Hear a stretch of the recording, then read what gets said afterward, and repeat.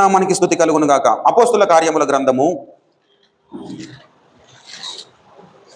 ఒక చిన్న మాట మనం చూసుకొని ముగించుకుందాం. అపోస్తుల కార్యముల గ్రంథము 20వ అధ్యాయము 24వ వచనము చదువుతున్నాను. అయితే దేవుని కృపా సువార్తను గురించి సాక్ష్యం ఇచ్చుటయందు నా పరుగును నేను ప్రభు అయిన యేసు వలన పొందిన ఈ పరిచర్యను తుదముట్టింపవలనని నా ప్రాణమును నాకెంత మాత్రమును ప్రియమైనదిగా ఎంచుకొనుట లేదు. చదువబడిన ఈ పరిశుద్ధ లేఖన భాగమును దేవుడు మన వినికిడిలో ఆశీర్వదించి ఫలింపచేయునుగాక. ఆమేన్. ప్రభువునందు నాకు అత్యంత ప్రియులరా, చదవబడిన ఈ పరిశుద్ధ లేఖన భాగములో మనము గమనించి చూసినట్లయితే, మరి అపోస్తులైన పౌలు భక్తుడు ఎఫెసు నుంచి వచ్చిన పెద్దలతో ఈ మాట పలుకుతా ఉన్నాడు. ఏమని అంటే, తన సాక్ష్యం ఇస్తున్నాడు. ఇదే దేవుని కృపా సువార్తను గురించి సాక్ష్యం ఇచ్చుటయందు నా పరుగును అన్నాడు. సువార్త ప్రకటన అనేది ఒక పరుగు పందెము లాంటిది. అదేవిధంగా భక్తి జీవితం అనేది కూడా పరుగు పందెము లాంటిదే అన్నాడు. దయచేసి కొరింథీయులకు రాసిన పత్రిక, కొరింథీ పత్రిక దయచేసి 9వ అధ్యాయం 24-25 వచనాలు చూసినట్టు, పందెపు రంగమందు పరుగెత్తు వారందరూ పరిగెత్తుదురు కానీ ఒకటే బహుమానము పొందునని మీకు తెలియదా? అటువలనే మీరు బహుమానము పొందునట్లుగా పరిగెత్తుడి. సువార్త ప్రకటన అనేది నా పరుగు తుదముట్టించి తిని అన్నాడు. అక్కడ 20-24లో అపోస్తుల కార్యంలో తుదముట్టించుటకు, ఆయనకు అప్పగింపబడిన పరిచర్యను తుదముట్టించుటకు అపోస్తులైన పౌలు భక్తుడు ప్రయాసపడ్డాడు. అదేవిధంగా ఒక విశ్వాసి తన విశ్వాస జీవిత యాత్రను కూడా ఒక పరుగు పందెంతో దేవుడు పోల్చాడు. పందెపు రంగమందు పరిగెత్తుదురు కానీ ఒకటే బహుమానము పొందునని మీకు తెలియదా అంటున్నాడు. మీరును బహుమానము పొందునట్లుగా పరుగెత్తుడి అన్నాడు. మనము ఏ విధంగా పరుగెత్తాలి అంటే బహుమానము పొందునట్లుగా పరిగెత్తాలి. ఇప్పుడు భౌతిక జీవితంలో ఏదైనా ఒక పందెము మనము తీసుకున్నట్లయితే ఆ పందెంలో పాల్గొనే ప్రతి ఒక్కరు ఏమనుకుంటాడు? నేను గెలవాలి అని అనుకుంటాడు. అయితే విశ్వాస జీవిత యాత్ర కూడా పరుగు పందెముతో పోల్చాడు. దీంట్లో అనేకులు పాల్గొంటారు. అయితే అనేకులకు దేవుడు బహుమానం ఇస్తాడు. ఒకటే బహుమానము పొందునని మీకు తెలియదా? అయితే మీరు బహుమానము పొందునట్లుగా పరుగెత్తుడు అన్నాడు. అంటే బహుమానము పొందాలన్న కృషితో, పట్టుదలతో, ప్రయాసతో ఎవరైతే పరుగెడతారో వారందరికీ దేవుడు తప్పకుండా బహుమానము ఇస్తాడు. పిల్లరా, 25 చూడండి, 9:25. మరియు పందెమందును పోరాడు ప్రతి వాడును అన్ని విషయములో మితముగా ఉండును. భక్తి జీవితములో మనము మితముగా ఉండడము నేర్చుకోవాలి. అన్ని విషయములో మితముగా ఉండాలి. అదేవిధంగా వారు క్షయమగు కిరీటమును పొందుటకు పరుగెడతారు, మనము అక్షయ కిరీటమును పొందడానికి మనము పరిగెడతాము. అదేవిధంగా 26లో చూడండి, కాబట్టి నేను గురి చూడని వారి వలె పరిగెత్తు వాడను కాను అన్నాడు. పరిగెత్తే వానికి ఒక శ్రేష్టమైన లక్షణం ఉండాలి. ఏంటి ఆ లక్షణం అంటే గురి కలిగి ఉండాలి. హల్లెలూయా.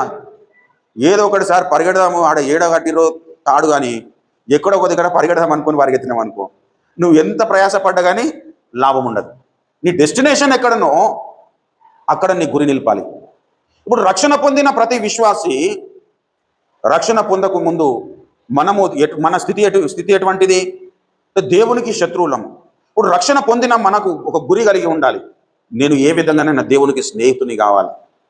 రక్షణ పొందక ముందు మనము అపవిత్రులము. రక్షణ పొందిన తర్వాత నేను పవిత్రుణ్ణి కావాలి. రక్షణ పొందక ముందు నేను బలహీనుడను.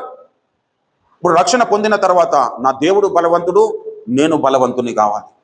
రక్షణ పొందక ముందున్న మన స్థితిగతులన్నింటినీ విషయంలో మనము తారుమారైపోవాలి. ఒకప్పుడు ఉన్న స్థితికి ఇప్పుడున్న స్థితికి పూర్తిగా భేదము కలిగి ఉండాలి. హల్లెలూయా. ఒకప్పుడు మనం యుగ ధర్మము చొప్పున నడుచుకున్నాము, ఇప్పుడు పరలోక ధర్మము చొప్పున నడుచుకోవాలి. ఒకప్పుడు మన ఆలోచన ప్రకారంగా నడుచుకున్నాము, ఇప్పుడు నీ స్వబుద్ధిని అనుసరించి నడుచుకోవద్దు. ఇప్పుడు దేవుని మీద ఆధారపడుతూ బ్రతకాలి. ఒకప్పుడు నువ్వు స్వతంత్రునిగా బ్రతుకుతున్నానని అనుకొని నీవు బందీగా బ్రతికావు. నువ్వు ఒకప్పుడు స్వతంత్రునిగా బ్రతుకుతున్నాను అనుకొని నీవు ఎలా బ్రతికినావంటే ప్రయాసాలతో బ్రతికినావు. అప్పుడు దేవుడు నీ మీద కనికరం చూపి దేవుడు తన దగ్గరికి పిలుచుకున్నాడు. ఈ పిలువబడిన నీవు స్వతంత్రుడవయ్యావు. ఇప్పుడు కనానులో ఇశ్రాయేలు ప్రజలు ఐగుప్తులో బందీలుగా ఉన్నారు. వారి మీద ఐగుప్తీయులు బలమైన బరువులు మోపారు. వారికి ఇష్టం వచ్చినట్లు పనులు చేయించుకున్నారు. జీతం ఇవ్వకుండానే పనులు చేయించుకున్నారు. ప్రభునందు పిల్లరా, ఇప్పుడు బయటకు వచ్చిన వారందరూ వాళ్ళు ఏ విధంగా ఉన్నారు? విమోచింపబడ్డారు కదా. ఈ విమోచింపబడిన వారందరూ స్వతంత్రులా కారా? స్వతంత్రులే. స్వతంత్రులుగా వచ్చి బయటకు వచ్చిన వారందరికీ దేవుడు కొన్ని నియమ నిబంధనలను నియమించాడు. హల్లెలూయా. దేవుడు కొన్ని నియమ నిబంధనలు ఎందుకు నియమించాడు అంటే కనాను చేరడానికి. హల్లెలూయా. ఇప్పుడు మనము ఒకప్పుడు పాపపు బంధకములలో మనం ఉండగా, లోక బంధకములలో మనం ఉండగా దేవుడు మనల్ని పిలిచాడు. ఈ పిలువబడిన మనం అందరము ఇప్పుడు స్వతంత్రులమ్మ కాదా? అయితే ఈ స్వతంత్రులమైన మనము దేవుని దాస్యము కిందనే మనము బ్రతికితే మనము స్వతంత్రులం. హల్లెలూయా. స్వతంత్రులమైన మనము మన ఇష్ట ప్రకారంగా బ్రతకడానికి కాదు. స్వతంత్రులమైన ఎందుకు చేయబడ్డామంటే దేవుని అధికారము కింద బ్రతకడానికి స్వతంత్రులంగా చేయబడ్డాం. హల్లెలూయా. గలతీ పత్రిక, దయచేసి గలతీ పత్రిక. ఈ స్వాతంత్రము మనకు అనుగ్రహించి క్రీస్తు మనలను స్వతంత్రులనుగా చేసి ఉన్నాడు. అయితే మీరు స్థిరముగా నిలిచి మరలా దాస్యమును కాడి క్రింద చిక్కుకున్నాడు. 5:1 ఈ స్వాతంత్రము దేవుడు మనకు అనుగ్రహించి క్రీస్తు మనలను స్వతంత్రులుగా చేశాడు. ఈ స్వతంత్రులుగా చేసిన మనమందరము ఎలా ఉండాలన్నట? స్థిరులముగా ఉండాలి. స్థిరులముగా ఉండాలంటే దేని విషయంలో స్థిరులముగా ఉండాలంటే, ఒకప్పుడు ఈ యుగధర్మము చొప్పున నడుచుకున్నాము, మన స్వబుద్ధిని ఆధారం చేసుకొని బ్రతికినాము. కాబట్టి అప్పుడు మనము బందీలుగా ఉన్నాం, దుష్టుని అధికారం కింద ఉన్నాం. దుష్టుని అధికారం నుండి, పాపపు బంధకాల నుండి మనం విడిపింపబడ్డాము. ఇప్పుడు స్వతంత్రులం. ఈ స్వతంత్రులమైన మనము స్థిరముగా ఉండాలన్నాడు. స్థిరముగా నీవు ఉండాలంటే దేవుని అధికారము కిందని బ్రతికితేనే నువ్వు స్థిరునిగా ఉంటావు. హల్లెలూయా. స్థిరులుగా ఉండాలి. స్థిరులుగా ఉండి మరల దాస్యమును కాడి క్రింద చిక్కుకొనకుడి. అంటే స్థిరులముగా మనం ఉండకపోతే మరలా ఏమైపోతాము? దాస్యం అనే కాడి క్రిందికి వెళ్తాం. ఇప్పుడు దాసులముగా ఉంటున్న మనల్ని దేవుడు ఎందుకు విడిపించాడు? మరల దాస్యం కిందికి వెళ్ళడానికా? దాస్యం క్రిందికి వెళ్ళడానికి కాదు పిల్ల. మనము ఎందుకు దేవుడు మనల్ని స్వతంత్రులుగా చేశాడంటే ప్రభునందు ప్రియులరా, ఆయన అధికారం క్రింద జీవించడానికి. హల్లెలూయా.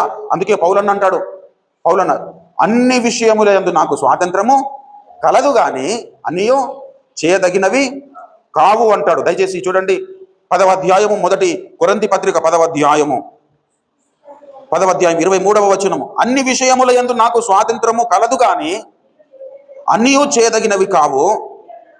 అన్నిటి యందు నాకు స్వాతంత్రము కలదు కానీ అన్నీయు క్షేమాభివృద్ధి.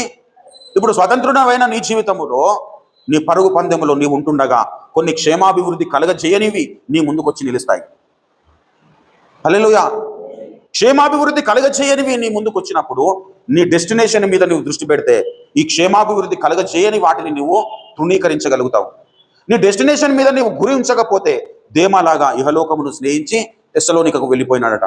పౌలన్న దేమాను గురించి ఏమన్నాడు తెలుసా? నా జత పని వాడు అన్నాడు.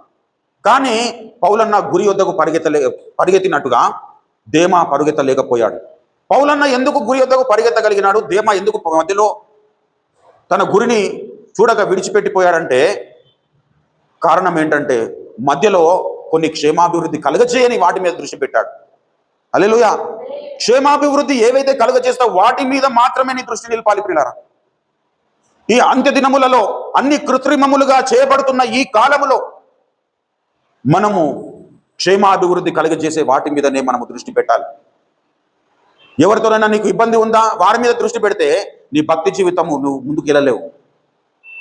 ఎవరితోనైనా నీకు విభేదాలు ఉన్నాయా?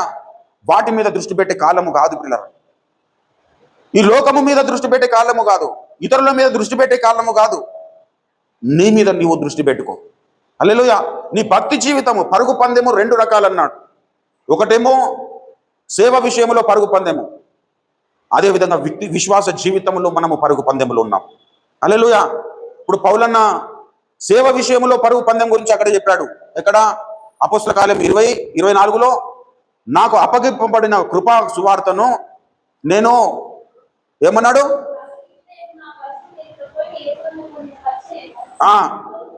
తుదముట్టింపవాలని, పరిచర్య విషయంలో తుదముట్టించాలని. ఇప్పుడు విశ్వాసం విషయంలో పరుగు ఉన్నది కదా. పౌలన్న అంటాడు కదా 2వ తిమోతి పత్రికలో 4వ అధ్యాయంలో ఏమంటాడు? మంచి పోరాటము పోరాడి తిని నా పరుగు తుదముట్టించి తిని. హల్లెలూయా. కొంతమంది చదువుతున్నప్పుడు అక్కడ పరుగు తుదముట్టించిన, పురుగు తుదముట్టించిన అంటారు. హల్లెలూయా. సరిగ్గా చదవరాక, అంటే బైబిల్ విషయంలో సరిగ్గా మనం చదువుతుంటేనేమో అది మనకు పురుగు అనేది తెలుస్తుంది. ఎప్పుడో ఒకసారి బైబిల్ చదివితే ఏమనిపిస్తుంది అంటే, ఇప్పుడు ద్రాక్షావళిని నేను ద్రాక్షావళితో దేనికి లింక్ అయి ఉంటాయి? ఇప్పుడు ద్రాక్ష పండ్లు ఉన్నాయనుకో, అక్కడికి ఏమొస్తాయి? ఈగలు వస్తాయి. ఇప్పుడు ద్రాక్షావళిని నేను, ఈగలు మీరు అంటాడు, తీగలలు ఉంటాయి. బైబిల్ పర్ఫెక్ట్గా రోజు చదువుతూ ఉంటే ద్రాక్షావళిని నేను, తీగలు మీరని పలకగలుగుతాడు. ఇప్పుడు సడన్గా ఎత్తుకున్నాడు అనుకో, దొరికింది. ఇప్పుడు సడన్గా బైబిల్ తీయంగానే అయ్యగారు చెప్పిన వచనం మనకు దొరికిపోయిందని అంటే దాన్ని మనం స్పష్టంగా చదువుతున్నామా లేదనేది మనకి ఎక్కడ ఆధారపడి ఉంటుంది తెలుసా? మనం పర్ఫెక్ట్గా చదువుతున్నామా ముందు అనేది మనకు ఈజీగానే తెలిసిపోతుంది. హల్లెలూయా. మొన్న రీసెంట్గా ఒక అయ్యగారు ఒక మాట చెప్పాడు. యూదా పత్రిక అని చెప్పేసరికి మరి యూదా జనాంగం గురించి, ఇశ్రాయేలు ప్రజల గురించి పాత నిబంధన కాలంలో రాయబడ్డాయి కదా అని చెప్పేసి పాత నిబంధన మొత్తం వెతుకుతున్నాడు అటుగా అయ్యగారు. ఎంతసేపు వెతికిన పాత నిబంధనలో యూదా పత్రిక దొరుకుతుందా? దొరకదు. బైబిల్తో మనకు నిత్యము రిలేషన్షిప్ ఉండాలి పిల్ల. అయితేనే మనము క్షేమాభివృద్ధికరమైనవి ఏవో మనము గ్రహించగలుగుతాం. ఇప్పుడు పౌలన్న మంచి పోరాటము పోరాడి తిని నా పరుగు కూడా కడముట్టించి తిని విశ్వాసమును కాపాడుకుంటాం. అంటే విశ్వాసమును కాపాడుకోవాలంటే మనము పరిగెత్తాల్సిన అవసరము ఉన్నది. హల్లెలూయా. కాబట్టి ఈ పరిగెత్తుతున్న క్రమములో, నువ్వు పరుగులో ఉంటున్న క్రమములో క్షేమాభివృద్ధికరమైనవి కానివి చాలా నీ ముందుకు వస్తాయి పిల్లరా. హల్లెలూయా. అంటే నీ టైం వేస్ట్ చేయించేవి. ఇప్పుడు దేవుడు ఏమన్నాడు? సమయము పోనీయక సద్వినియోగం చేసుకోవచ్చు అన్నాడు. ఇప్పుడు దాని దుష్టుడు ఏమంటాడు? సమయం పోనీ అంటాడు. ఇప్పుడు దేవుడు ఏదైతే చెబుతాడో దానికి క్వైట్ ఆపోజిట్గా దుష్టుడు చెబుతూనే ఉంటాడు. దేవుడు ఏమన్నాడు? పరిశుద్ధునిగా, నేను పరిశుద్ధుని కాబట్టి మీరు పరిశుద్ధులుగా ఉండండి అంటే వాడేం చేస్తాడు? పరిశుద్ధునిగా ఉండనివ్వడు. పరిశుద్ధునిగా ఉండనివ్వకుండా నీ మీద ఆలోచనలు దాడి చేస్తాడు, లేదంటే పరిస్థితుల్లో దాడి చేస్తాడు. ఇవి ఎన్ని దాడులు వచ్చినా నేను పరిశుద్ధునిగా మారాలన్న గురి నాకుంటే, నేను వీడు ఎన్ని ఆటంకాలు సృష్టించినా, దుష్టుడైన అపవాది ఎన్ని ఆటంకాలు సృష్టించినా నేను పరిశుద్ధత మీదనే దృష్టి పెడతాను. అవునా? ఉన్నారా? హల్లెలూయా. నేను పరిశుద్ధుని కావాలన్న గురి నాకు ఉన్నప్పుడు, నేను పరిశుద్ధత మీద గురి పెట్టినప్పుడు నీ మార్గములో నిన్ను డిస్టర్బ్ చేయడానికి దుష్టుడైన అపవాది అనేక విధాలుగా నీ మీద దాడి చేస్తాడు. అంటే క్షేమాభివృద్ధి కలుగజేయని వాడిని నీ ముందుకు తీసుకొస్తాడు. తీసుకొచ్చినప్పుడు అప్పుడు నీవు స్థిరునివా లేదంటే అస్థిరునివా అనేది అక్కడ నిర్ణయింపబడుతుంది పిల్లల. నువ్వు స్థిరునివైతే నీ గురి వద్దకు పరిగెడతావు. నువ్వు అస్థిరునివైతే దేమలాగా ఇహలోకంను స్నేహించి తెస్సలోనికకు వెళ్ళిపోయి, అంటే లోకంలోనికి వెళ్ళిపోయే పరిస్థితి ఏర్పడుతుంది. యాకోబు పత్రికలో 1వ అధ్యాయం చివరి వచనంలో చెబుతాడు, దేవుని ఎదుట ఉన్నతమైన భక్తి ఏదనగా ఇహలోక మాలిన్యమును అంటించుకొనకుండా తన్ను తాను కాపాడుకొనుటయే అంటాడు. చూడండి, నిష్కలంకమైన భక్తి ఏదనగా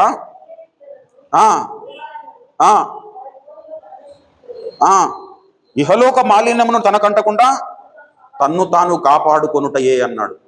ఇహలోక మాలిన్యమును అంటకుండా తన్ను తాను కాపాడుకొనుటయే అంటే ఇహలోక మాలిన్యమును అంటించాలని ఒక పోరాటం అనేది జరుగుతూ ఉంటుంది. ఇప్పుడు నిన్ను నీవు కాపాడుకోవాలంటే నువ్వేం చేయాలి? నువ్వు జాగ్రత్త పడాలి. ఇప్పుడు సమయము పోనీయక సద్వినియోగం చేసుకోమని దేవుడు చెబుతున్నాడంటే పౌలన్న ద్వారా, దుష్టుడైన అపవాది నీ సమయం ఏ విధంగా నేను వ్యర్థపరచాలని నీ ఆలోచనలను వేరే వాటి మీద దృష్టి కేంద్రీకరించేటట్టు చేస్తాడు. చాలామంది ప్రార్థనకు ఎందుకు రాలేట్లేరు అని అన్నప్పుడు ఏదో చెప్పాలన్నా ఏది చెప్పొద్దా అని ఆలోచనలో పడ్డారు. మీరు చెప్పకపోవడానికి గల కారణం ఏంటో తెలుసా? మీరు ప్రార్థన రాకపోవడానికి గల కారణం ఏంటో తెలుసా? మీరు 1 గంట సేపు దేవుని కొరకు ప్రయాసపడదని కాదు. గంట కాదు, 2 గంటలు కాదు, 3 గంటలు కాదు, 5 గంటలైనా దేవునికి సమయం ఇచ్చేటంత ఉన్నతమైన స్థితిలో మీరు ఉన్నారు, ఆ విషయం నాకు తెలుసు. కానీ ఆ టైంకు దేవుడు దుష్టుడైన అపవాది నీ మైండ్ను దాని మీద దృష్టి పెట్టకుండా దాని నుండి తొలగిపోయేటట్టుగా చేస్తాడు. ఆ ప్రార్థనకు పోయి ఏం చేస్తావులే అంటాడు. ప్రార్థనకు పోయిన వాళ్ళు ఏం చేస్తున్నారులే అంటాడు. ప్రార్థన చేయడం వలన ఏం లాభం జరుగుతుంది? వాళ్ళు ప్రార్థన చేస్తున్నారు కానీ అనారోగ్యముతో ఉన్నారు. నువ్వు ప్రార్థన చేసి ఏం లాభం అంటాడు. అప్పుడు నీ దృష్టి నీ డెస్టినేషన్ మీద ఉండదు, పక్కకు తప్పుకుంటుంది. ఎప్పుడైతే నీ దృష్టి పక్కకు కేంద్రీకరిస్తావో అప్పుడు నువ్వు ప్రార్థన కోడికకు నీవు జీవితాంతము రాలేకుండా దుష్టుడైన అపవాది నీ మీద ఏదో ఒక రకమైన ప్రయత్నం చేస్తాడు. దేవుడు అంటే ఇష్టము లేక కాదు. ప్రార్థన ఎందుకు చేయలేకపోతున్నారు అని అంటే ప్రార్థనకు ఇష్టం లేక కాదు, దేవుడు అంటే ఇష్టం లేక కాదు. క్షేమాభివృద్ధి కాని విషయాల మీద నీవు దృష్టి పెడితే క్షేమాభివృద్ధి అయిన విషయాలను నీవు విస్మరిస్తావు. హల్లెలూయా. నేను యథార్థంగా అడుగుతున్నాను, మీ ఫోన్లను ఒక 2 రోజులు పక్కన పెట్టేసి మీరు జీవించగలుగుతారా?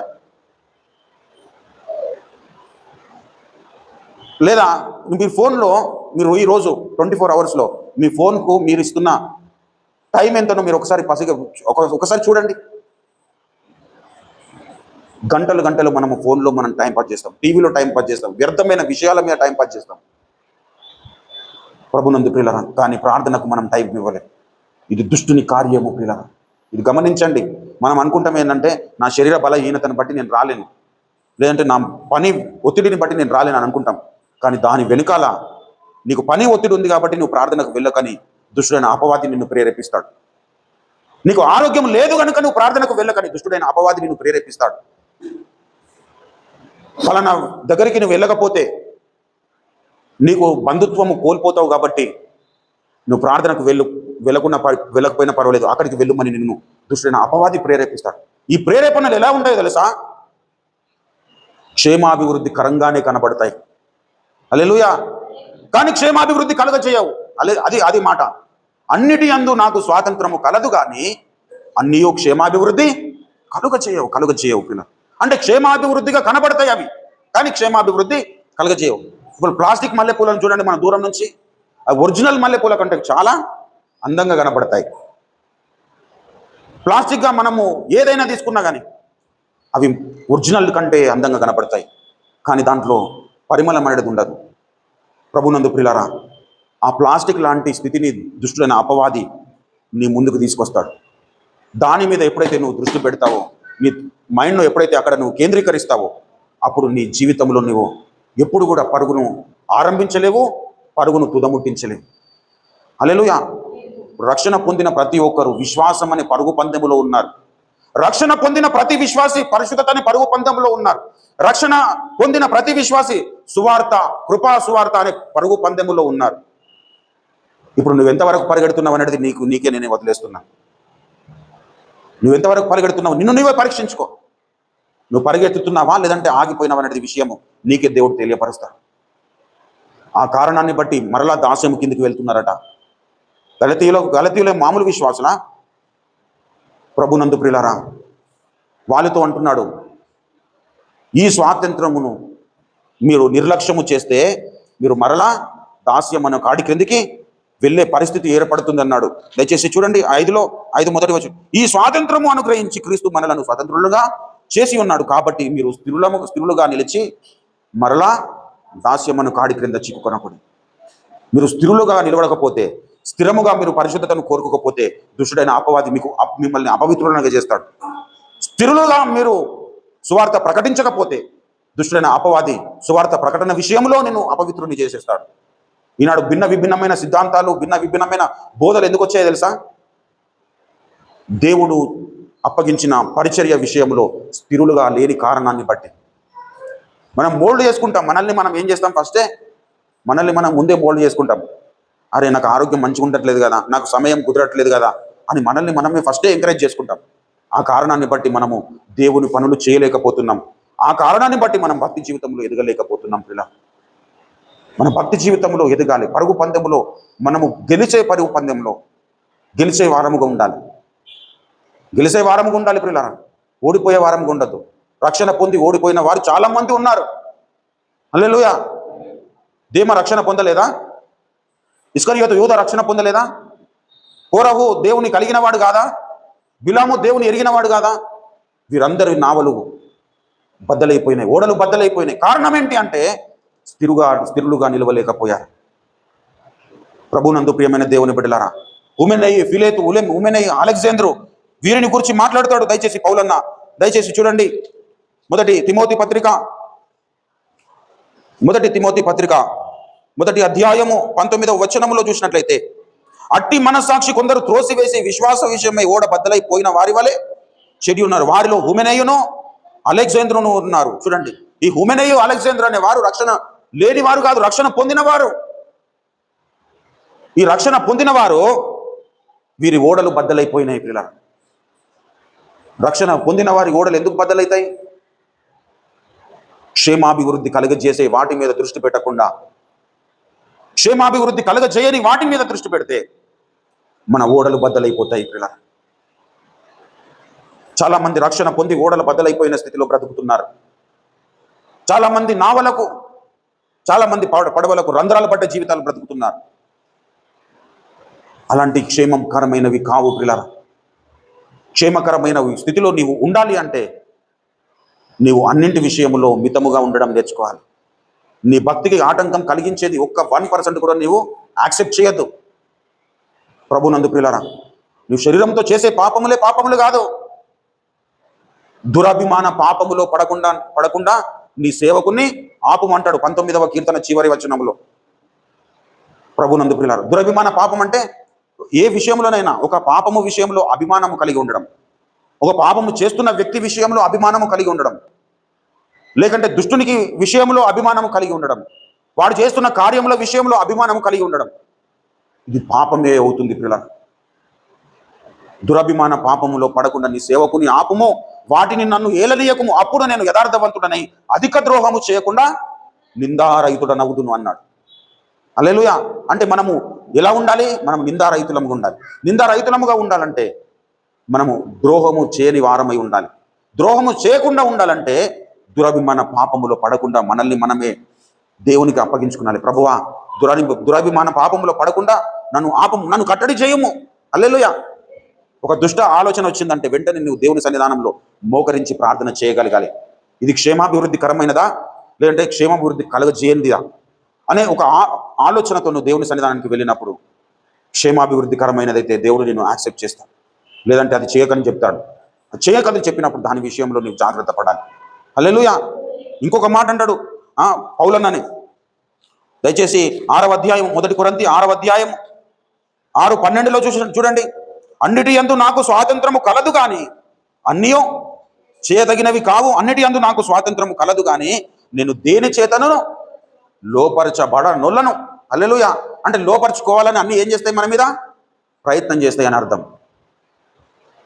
ప్రభునందు ప్రియులారా, ఇప్పుడు మీరు చెప్పండి, ప్రార్థనకు రాకుండా నీ మీద అపవాది అయిన దుష్టుడు నీ మీద దాడి చేస్తున్నప్పుడు నువ్వు వానికి లోబడుతున్నావా? లోబడనులకున్నావా? ప్రార్థన చేయడం మంచి కార్యమా చెడ్డ కార్యమా? మంచి కార్యం. ఈ కార్యమును అడ్డగించడానికి దుష్టుడైన అపవాది నీ మీద దాడి చేస్తున్నప్పుడు నువ్వు వాని దాడికి లోపడుతున్నావా లేదంటే వాడి దాడిని తిప్పి కొడుతున్నావా? ఆలోచన చేయాలి పిల్లలు. ప్రార్థననే కాదు, సహవాసము, రొట్టె విరుచుట. కొంతమంది రొట్టెలు విరచడానికి కూడా దుమ్మలు కొడుతున్నారు. ఎందుకు అంతగానం? ప్రభునందు ప్రియులారా, ఈనాడు క్రైస్తవ సమాజంలో చాలామంది మోస్ట్ పీపుల్ ఏం చేస్తున్నారంటే దేవుడు ఏదైతే మన నుండి ఎక్స్పెక్ట్ చేస్తున్నాడో అది చేయకుండా, దేవుడు ఏదైతే కోరుకోవడం లేదో దానిని అనుసరిస్తూ ఉన్నారు. అంటే భక్తి జీవితము యథార్థత వైపు కాకుండా వేషధారణ వైపు నడుస్తూ ఉన్నాడు. హల్లెలూయా. ప్రభునందు పిల్ల, నేను క్రైస్తవుని చెప్పుకుంటాడు కానీ సహవాసానికి అందుబాటులో ఉండడు. నేను క్రైస్తవుని అని చెప్పుకుంటాడు కానీ ప్రభు వల్లకు దూరంగా ఉంటాడు. నేను క్రైస్తవుని అని చెప్పుకుంటాడు కానీ అపవిత్రమైన పెదవులతో దేవుణ్ణి ఆరాధిస్తాడు. అపవిత్రమైన పెదవులు కలిగి ఉంటాడు. అపవిత్రమైన మాటలు మాట్లాడతాడు. అపవిత్రమైన క్రియలు చేస్తాడు. వాడు క్రైస్తవుడని చెప్పుకుంటాడు. మళ్ళా అంటే దీనిని బట్టి నేను క్రైస్తవుడిని ఎందుకు చెప్పుకుంటాడో తెలుసా? దుష్టుడైన అపవాది యొక్క ప్రేరేపణ ఏంటో అది గ్రహించని కారణాన్ని. ఇప్పుడు పాపం చేస్తున్నాడు అయినా కానీ నేను క్రైస్తవుని ఎందుకు చెప్పుకుంటాడంటే ఆ కారణాన్ని బట్టి దుష్టుడు ఏం చేస్తాడంటే అనేకులలో దేవుని నామంను అవమానపరచాలనుకుంటాడు, దానికి సహకరిస్తాడు. అంటే మనము ఒక చేయాల్సిన పని పక్కన పెట్టేసి చేయకూడని పని చేస్తూ దేవునికి అవమానం కలగజేస్తుంటాం. కానీ పౌలన్న అలా లేడు ప్రియులారా. పౌలన్న దినదినము తన శరీరాన్ని నలగొట్టుకున్నాడు. హల్లెలూయా. ఫిలిప్పీ పత్రిక చూడండి, ఫిలిప్పీ పత్రిక 3వ అధ్యాయము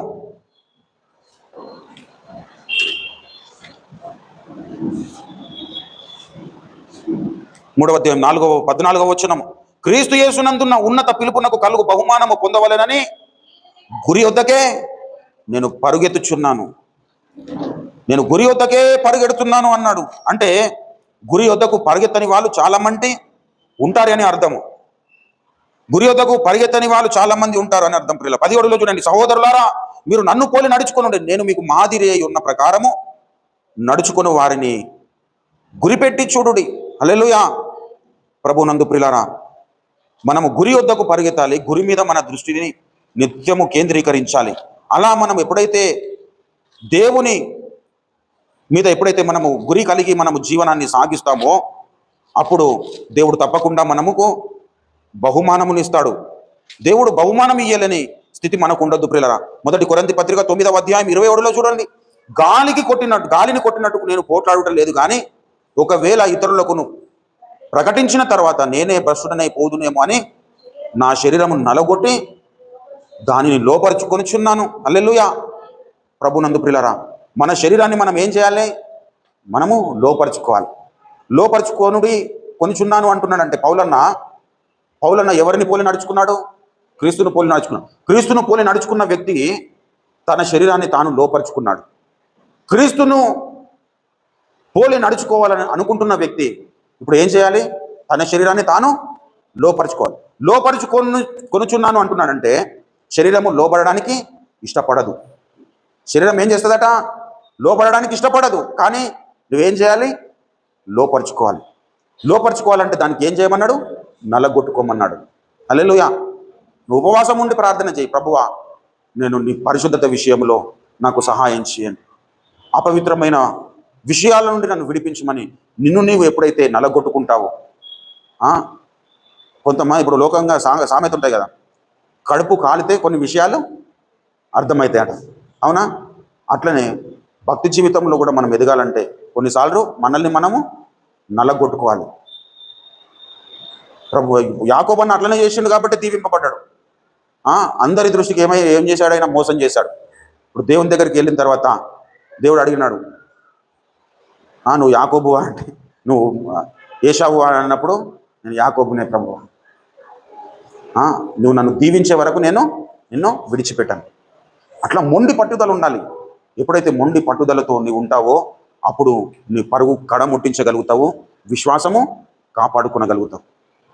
విశ్వాసము కాపాడుకోలేకుండా నీవు అస్థిరునిగా ఉండేటట్లుగా దుష్టుడైన అపవాది నీవు క్షేమాభివృద్ధి కలగజేయని వాటి మీద దృష్టి పెట్టడానికి నిన్ను ప్రేరేపిస్తాడు. పిల్లరా, నిన్ను ప్రేరేపించినప్పుడు ఆ ప్రేరేపణకు మనము లోబడకూడదు. నువ్వు వాని ప్రేరేపణకు లోబడితే మిగతా పరిస్థితి అంతా వాడు తారుమారు చేసేస్తాడు. హల్లెలూయా. అందుకే మొట్టమొదటిగా కీర్తన రాస్తూ ఏమన్నాడు? దుష్టుల ఆలోచన చొప్పున నడువక అన్నాడు. అంటే దుష్టుడు ఏం చేస్తాడు? వాడు ఆలోచన కలగజేస్తాడు. క్రియ ఎవరు జరిగిస్తారు? మనమే. హల్లెలూయా. క్రియ మనము చేస్తాము. వాడు మన క్రియలు మన ద్వారా బలవంతంగా క్రియలు చేయించాడు. వాడు మనకు ఆలోచన కలగజేస్తాడు. ఆ ఆలోచనకు ఎప్పుడైతే నువ్వు లోబడతావో నీ ద్వారా క్రియలు జరిగించేటట్టుగా చేస్తాడు. కాబట్టి మనము స్థిరముగా నిలుద్దాం. మరల దాస్యం మనకు ఆడి క్రిందికి మనము వెళ్ళకుండా దేవుడు ఏదైతే మనకు అప్పగించాడో దానిని మనము నెరవేర్చే జీవితాలను, జయ జీవితాలను కలిగి ఉండడానికి మనము సన్నద్ధులమవుదాం. జయవంతుల కొరకు మనల్ని దేవుడు ఏర్పాటు చేసుకున్నాడు, జయవంతులనుగా చేయాలని. హల్లెలూయా. కాబట్టి జయవంతులముగా మనము జీవిద్దాం. హల్లెలూయా. జయవంతులముగా జీవిద్దామా లేదంటే ఓడిపోయినలాగా జీవిద్దామా? మన దేవుడు మరణము ఆయనను బంధించి ఉంచలేకపోయింది. అంటే మరణమును గెలిచాడు. మనము పాపమును గెలవలేమా? లోకమును గెలవలేమా? స్వచిత్తమును గెలవలేమా? పౌలన్న గెలిచాడా లేదా? మరి మనం ఎందుకు గెలవద్దు? గెలుద్దామా? ప్రయాసపడదాం పిల్ల. దానినే మనం దృష్టిద్దాం. మిగతా వ్యవస్థ మీద దృష్టి పెట్టకండి.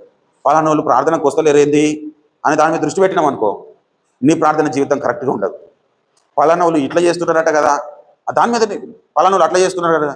దుష్టుడైన అపవాది క్షేమాభివృద్ధి కలగజేయని నీ ముందుకు తీసుకొస్తాడు. నువ్వేం చేయాలి? క్షేమాభివృద్ధి కలగజేసే వాటిని మాత్రమే నీవు అనుసరించాలి. అవునా? క్షేమాభివృద్ధి కలగజేయనివి లోకంలో చాలా ఉన్నాయి, కానీ క్షేమాభివృద్ధి కలగజేసేవి యేసయ్య దగ్గర ఒకరి దగ్గర దొరుకుతుంది. హల్లెలూయా. కాబట్టి నువ్వు రాజులను నమ్ముకునకు, మనుషులను నమ్ముకునకు, దేవుణ్ణి ఆశ్రయించు, దేవుని నమ్ముకో. దేవుడే మిగతా వ్యవస్థను నడిపిస్తాడు. పిల్లరా, చాలా మంది కృంగిపోతూ ఉంటారు. అలా జరిగింది, ఇలా జరిగింది. నువ్వు కృంగిపోవడానికి ముందు దేవుని దగ్గర నువ్వు మోకరించడం నేర్చుకో. హల్లెలూయా. ప్రభువా, నా పరిస్థితిని మార్చివేయమని ప్రార్థన చేయి. ఏలియా ప్రార్థన చేసినప్పుడు సూర్యచంద్ర నక్షత్ర సమస్తమును ఆపేసిన దేవుడు నేను నీ కొరకు ఏదన్నా కార్యం చేయలేడా? రక్షణ పొందకుండా ఉన్న ఆ పుట్టుకతో గుడ్డివారు కుంటివారిని దేవుడు స్వస్థపరచాడంటే రక్షణ పొందిన నీవు దేవుని దృష్టికి చాలా విలువైన వ్యక్తివి. అవునా? ఇప్పుడు విలువైన వ్యక్తివి నువ్వు మోకరించినావంటే దుష్టుని యొక్క సామ్రాజ్యం అంతా నీవు మోకరించిన పరిస్థితిని చూసి గడగడ వణుకుతాయి. దేవుడు ఏం చేస్తాడు తెలుసా? నువ్వు మోకరించిన పరిస్థితిని బట్టి దేవుడు సంతోషిస్తాడు. హల్లెలూయా. ఈ రెండు కార్యములు ప్రభువు నందు పిల్లరా, నీవు మోకరించడం వలన దుష్టుని యొక్క సామ్రాజ్యం కదులుతుంది. నువ్వు మోకరించడం వలన నీకు సహాయం చేయడానికి దేవుడు దిగి వస్తాడు. హల్లెలూయా. కాబట్టి దుష్టుని దాడి ఎప్పుడైతే మన నుండి తొలగిపోతుందో దేవుని యొక్క సమాధానము మనకు మన మీద నిండుతుంది, మనల్ని ఆవరిస్తుంది. కాబట్టి దేవుని సమాధానము కొరకు మనం నిరంతరం కనిపెట్టుకుందాం. దుష్టుడు కలుగజేసే ఆలోచనల మీద, తలంపుల మీద, వాని యొక్క ప్రేరేపణల మీద మనం ఏమాత్రము మన మనసులను లగ్నము చేయదు పిల్లరా. అదే గలతీ పత్రిక 5వ అధ్యాయం 10లో చెబుతాడు, మీరు బాగుగా పరుగెత్తుచుంటిరి, సత్యమునకు విధేయులు కాకుండా మిమ్మును ఎవడు ప్రేరేపించెను? ఈ ప్రేరేపణ మిమ్మును పిలిచిన వాని వలన కలగలేదు. పులిసిన పిండి కొంచెమైనను ముద్దంతయు పులియచే. భక్తి జీవితంలో కొంచెము పులిసిన పిండి ముద్దంత పులియజేయడానికి కారణమవుతుంది. నువ్వు ఎవరి ద్వారా ప్రేరేపింపబడుతున్నావు? దేవుని ద్వారానా, దుష్టుని ద్వారానా? అంటే దేవుని ద్వారా కాదు, దుష్టుని ద్వారా కాదు, మా ఆయన ద్వారా ప్రేరేపింపబడుతున్నా, అట్లా ఉండదు. అట్లా ఉండదు, మనం అనుకుంటాం. హల్లెలూయా. ప్రభునందు ప్రియులారా, 2 ప్రేరేపణలు, 2 దారులు. ఏ దారి కావాలనో నువ్వే చూస్ చేసుకోవాలి. భక్తి జీవితంలో కొంతమంది దేవునికే కౌన్సిలింగ్ ఇవ్వడానికి, అట్లా కాదు ప్రభువా ఇట్లా అంటే నీకు తెలియదా దేవునికి ఏంది? ప్రభునందు ప్రియులారా, దేవునికి మనము మన జీవితాలను అప్పగించుకుంటే దేవుడు మనల్ని ఉన్నతమైన స్థితిలో నిలబెడతాడు. దేవునికి నీవు కౌన్సిలింగ్ ఇవ్వాలనుకుంటే ఆయన దుష్టుని చేతిలో నిన్ను వదిలిపెడితే నిన్ను రక్షించేవారు ఎవరు కూడా ఉండరు. కాబట్టి ఆ పొరపాటు మనం జీవితంలో ఎప్పుడు కూడా చేయొద్దు. దేవునికి మనల్ని మనం అప్పగించుకుందాం. ప్రభువా, క్షేమాభివృద్ధి కలగజేసే వాటి మీదనే నేను నా మనసు నిలిపి, ఆనాడు పౌలన్న ఏ విధంగానైతే పరుగు కడముట్టించాడో, తుదముట్టించాడో, అలాంటి భక్తి జీవితం నాకు ఇవ్వండి. పౌలన్నను పోలి నేను నడుచుకుంటాను, అవసరమైతే నా శరీరాన్ని నల్లగొట్టుకుంటాను లోపరుచుకోవడానికి అని మనల్ని మనము ప్రేరేపించుకుంటూ ముందుకు సాగుదాం. మన జీవితంలో దైవభక్తి సాధన నీకు నీవే సాధకం చేసుకోమన్నాడు. కాబట్టి మనము దైవభక్తి సాధనకు మనం ఉపక్రమిద్దాం. హల్లెలూయా. ఇప్పుడు చేస్తలేమా అంటే చేస్తున్నారు, కానీ క్రమముగా చేద్దాం. హల్లెలూయా. ఇప్పుడు దుష్టునికే లోబడుతున్నామంటే దేవునికి కూడా లోబడుతున్నాము అని అనుకోకండి. దేవునికి లోబడుతూ దుష్టునికి లోబడితే ప్రయోజనం ఏంటి? బెలియాలుకు దేవునికి బెలియాలతో ఏ సంబంధము అంటాడు. ఒక జల నుండియే చేదు నీరు మంచినీరు ఊరునా అంటాడు. కాబట్టి మనము అయితే అక్కడ నన్నుందాము, అయితే దేవునికి దగ్గర నన్నుందాం. దేవునికి దగ్గరగా ఉండాలనుకున్న వాళ్ళు ప్రతి ఒక్కరు అన్ని విషయంలో మితముగా ఉండడం నేర్చుకోనండి. హల్లెలూయా. అన్ని విషయంలో క్షేమాభివృద్ధి కలుగజేసే వాటి మీదనే మీ దృష్టిని కేంద్రీకరించండి. క్షేమాభివృద్ధి కలుగజేసే వాటిని అనుసరించడానికి మిమ్మల్ని మీరు అవసరమైతే నల్లగొట్టుకోవడానికైనా ఇష్టపడండి. హల్లెలూయా. మీ శరీరంలో దేవునికి లోపరుచుకోవడానికి, మీకు లోపరుచుకోవడానికి, దేవుని కార్యములకు లోపరుచుకోవడానికి మనల్ని మనం ఆయత్తపరుచుకుంటూ మన భక్తి జీవితంలో ముందుకు సాగుదాం. అప్పుడే మనము బహుమానము పొందేటట్లుగా దేవుడు మనల్ని ఆశీర్వదిస్తాడు. హల్లెలూయా. జయవంతుల కొరకే ఆ నగరం పాపాత్ములు అచ్చటకు వెళ్ళనేరరు, జయవంతుల కొరకే ఆ నగరం. పాపాత్ములు అచ్చటకు వెళ్ళనేరరు, ప్రభువే విమోచించి అధికారమిచ్చెను, ప్రభువే విమోచించి అధికారమిచ్చెను. మనము వెళ్ళేదాం నిశ్చయముగా, నిశ్చయముగా మనము వెళ్ళేదాం నిశ్చయముగా, నిశ్చయముగా. దేవుడొక నగర మన కొరకై సిద్ధపరచు నుండుటకై, దేవుడొక నగరము మన కొరకై సిద్ధపరచు చుండెను నుండుటకై. ప్రార్థన చేసుకుందాం పిల్లరా. దేవుడు జయవంతుల కొరకు ఆ నగరమును సిద్ధపరుస్తూ ఉన్నాడు. నువ్వు జయవంతునిగా అక్కడికి బయలుదేరాలి, అక్కడికి వెళ్ళాలి. నువ్వు అక్కడికి జయవంతునిగా వెళ్ళాలంటే ఇక్కడ నువ్వు స్థిరునివిగా ఉండాలి. మరలా దాస్యమని కాడి క్రిందికి వెళ్ళని వాని వలె ఉండాలి. గురి వద్దకు పరిగెడుతున్న జీవితం నీకు ఉండాలి. నీ గురిని, నీ డెస్టినేషన్ను డిస్టర్బ్ చేయడానికి దుష్టుడైన అపవాది నీ కుటుంబం ద్వారానే నీ మీద దాడి చేస్తాడు. నీ వెళ్తున్న సంఘము ద్వారా నీ మీద దాడి చేస్తాడు. నీ ఉంటున్న పరిస్థితుల ద్వారా నీ మీద దాడి చేస్తాడు. సమాజము ద్వారా నీ మీద దాడి చేస్తాడు. నీ ఆలోచనల ద్వారా నీ మీద దాడి చేస్తాడు. నీ ఆలోచనలు, నీ తలంపులు నీ మీద దాడికి దిగుతాయి. అయినా కానీ నీ డెస్టినేషన్ మారద్దు, నీ గురి మారద్దు. నీ గురి దేవుని మీద ఉండాలి, బహుమానం మీద ఉండాలి. ఆయన స్వరూపంలోనికి నేను మార్చబడాలన్నా దాని మీద నేను నీ గురి ఉండాలి. ఆ గురి పక్కద్రోవ పట్టించడానికి అనేక విధాలుగా దుష్టుడు దాడి చేస్తాడు పిల్లరా. సొంత వాళ్ళే నిన్ను అవమానపరిచేటట్లుగా చేస్తాడు. అయినా నీ గురి మారొద్దు. ఆర్థిక ఇబ్బందులను సృష్టిస్తాడు, అయినా నీ గురి మారొద్దు. అనారోగ్యములను కలుగజేస్తాడు, అయినా నీ గురి మారొద్దు. క్షేమాభివృద్ధి కలిగజేసే వాటిని నీవు అనుసరించాలి. అలా అనుసరించడానికి మనల్ని మనము అంకితం చేసుకుందాం,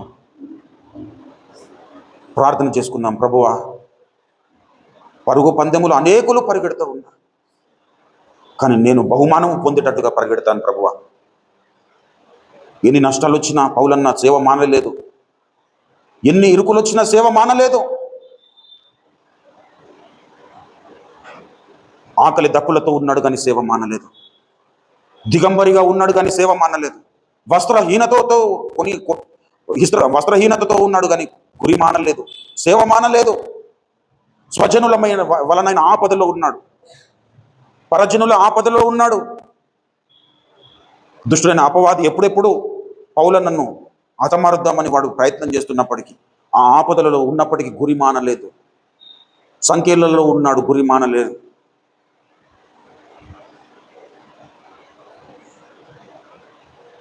నీ జీవితం ఎలా ఉంది?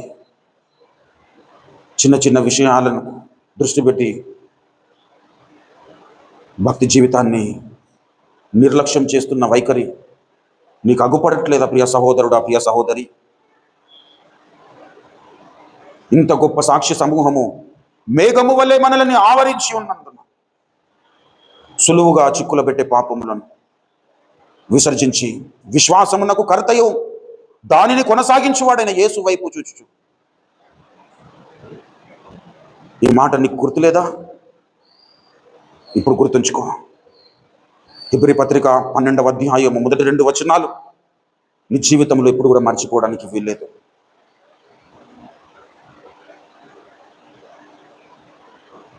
గురి యొద్దకు పరిగెట్టే జీవితం కలిగి ఉందాం. దేవుడు మనల్ని రక్షించాడంటే ఆయన ఒక ఆలోచన, గురి కలిగి ఉన్నాడు కదా.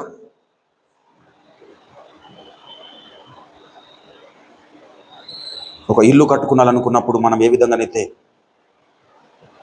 సామాగ్రిని సమకూరుస్తామో, నీవు యేసయ్య పోలికలోనికి మార్చబడడానికి నీకు వస్తున్న ప్రతి పరిస్థితి ఒక సామాగ్రియే. కాబట్టి నువ్వు అధైర్యపడకు, గురి మీద మాత్రమే దృష్టి పెట్టు. నీకు అనారోగ్యం సంభవించిందా, అయినా గురి మీదనే దృష్టి పెట్టు. నువ్వు అవమానాలు ఎదుర్కొంటున్నావు, అయినా దృష్టి పెట్టు దేవుని మీదనే. నీతిమంతుడిని దేవుడు ఎప్పుడు కూడా అన్యాయం చేయడు. నీతిమంతుడు 7 మార్లు పడినను వాడు తిరిగి లేచున్నాడు. నీతిమంతుని కలుగు ఆపదలు అనేకము, వాటి అన్నింటి నుండి యెహోవా వానిని విడిపించునన్నాడు. దేవుడు విడిచిపెట్టే జీవితం మనకొద్దు, దేవుడు విడిపించే జీవితమును కలిగి ఉందాం. హల్లెలూయా, హల్లెలూయా, హల్లెలూయా.